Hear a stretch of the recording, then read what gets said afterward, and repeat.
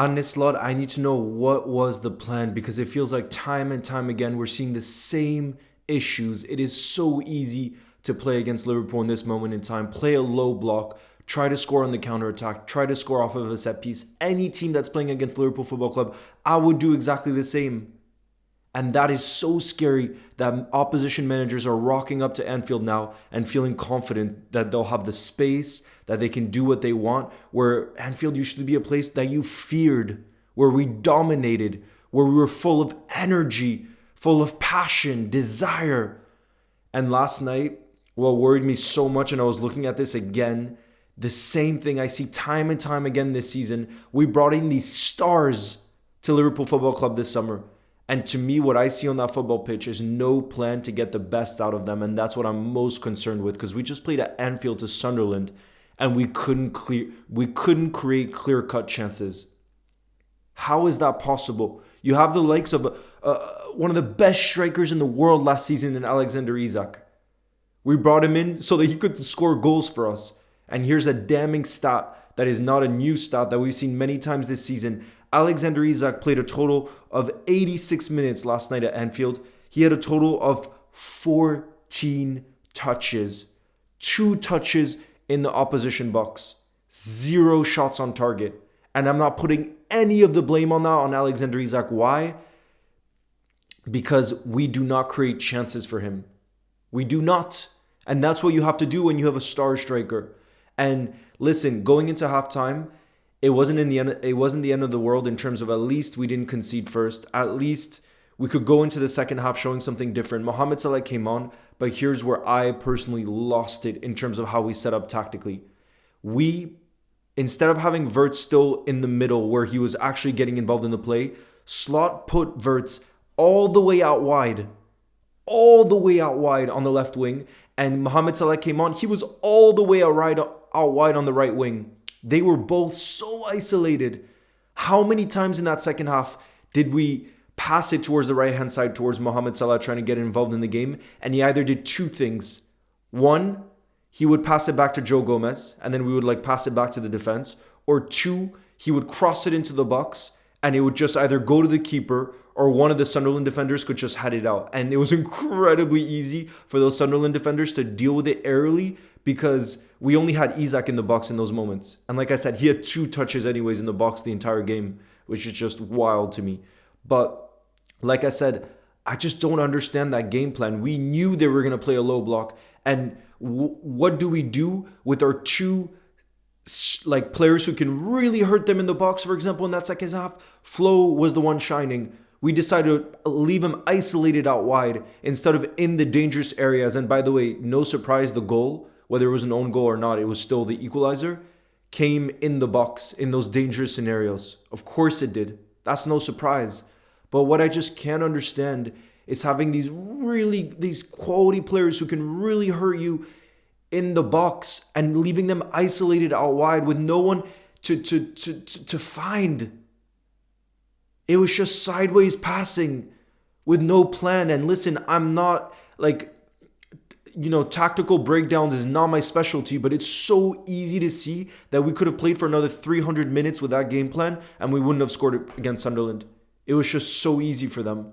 And that's where I kind of lose it, because we're talking about Anfield here. We're talking about a newly promoted side. Even though Sunderland have started off the season very well, we're talking about a newly promoted side coming to Anfield and it feeling easy to play there. Easy. You're supposed to come at the full-time whistle. You're supposed to be able to breathe again. It's so intense.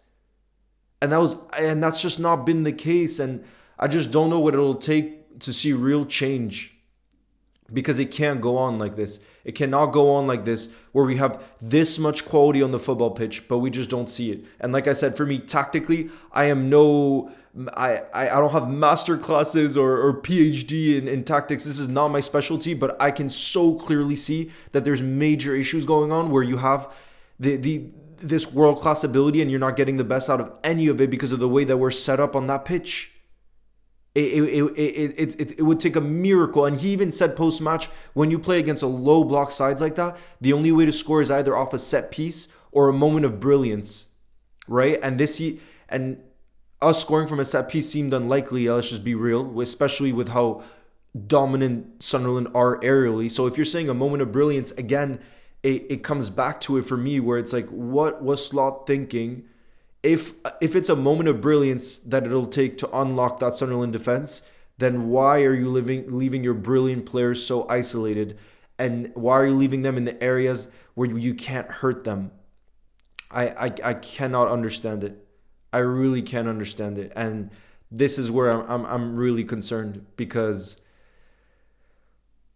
had Chiesa not been the hero at the end there and saved Slot, imagine the pressure he'd be under here today. Imagine the pressure. It would just, like, it's crazy how in football one moment like that can kind of change everything. But obviously now everything turns to Leeds away. They just beat Chelsea 3-1 at home, so they'll be full of confidence.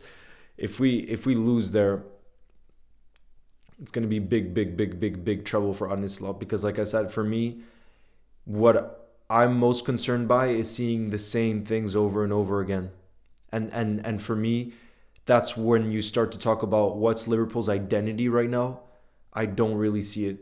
And for me, one of the things that is a real problem with that identity, for example, is you have a player who gives it his absolute all for the team in Federico Chiesa, and he gets 10 minutes at the end. And I understand so many Liverpool fans focus on just him, and it's the issues stem so much deeper than one player being in the starting 11 or not. I completely agree with that. But for me, the bigger picture is you have some players on the bench who are going to give you the biggest fight of their lives, and you don't utilize that in a moment when we look like we've lost that fight. That for me is where it's unfathomable. How do you don't use that kind of mentality? Unfathomable. And the craziest part is I would say I'm going to absolutely lose my head if Federico Chiesa doesn't start against Leeds, but I also know the reality is he won't start against Leeds. That's the reality. But man, it's crazy how I kind of woke up this morning fuming even more looking at some of the stats. Like I told you, the fact that Isak again didn't have a shot on target because we didn't create for him. The fact that we had our quality players so wide on the wings. There's so many aspects where now yesterday I was just like sad, disappointed, but not that surprised. And it was just like complete deflation. Now this morning I've woken up, or today I've looked back on what we actually try to do in that second half. And it's very, very concerning for me, especially considering that Slot and his coaching staff would have had the halftime to make changes, to think about what they can do different, to bring on a player of Mohamed Salah's quality, and to think that the game plan was actually to bring him on and put him, I'm genuinely losing my mind over this, to have the game plan of putting him all the way out wide and just saying, stay over there, all the way over there, and just try to cross it, try to do it. Because the reality is, I don't expect, and I don't think he's capable of this, to just take on three players, beat three Sunderland defenders, and score a wonder goal. I don't expect that from Mohamed Salah, and I don't think it's fair to. You know what I mean? So it would have been one of two things, like I said, that will happen. You pass it back to Gomez, or you cross it to the goalkeeper. And that's what we saw. But just like what for me is like, whoa, is the fact that would have been Slot's genuine game plan, because he made that change at halftime. And he would have said where Salah should play on the pitch, how we set up. And that is just like where I'm just like, whoa, like how is this genuinely possible? Where me, who has such little tactical knowledge, looks at that and sees that there's something deeply wrong and that nothing will come of it. Like I said, we could have played for God knows how many more minutes and not scored, if that's how we decided to keep going. And that's where I become very, very concerned, because it just feels like we're seeing the same things happening over and over again that clearly aren't working, and yet it's happening again and again, you know? And it's just very, very concerning. You know, the fact that our club is where it's at right now because how much we love it, you know, and how much I want Slot to succeed, and how much I don't want us to sack Slot, because then it puts us in a very difficult position. But it's just hard to see. It's hard to be positive going into Leeds, and it's hard to be positive going forward in this season, because it feels so up and down, where even when we have a positive result, how much can we really celebrate that positive result? Because it feels like we can't strike any consistency.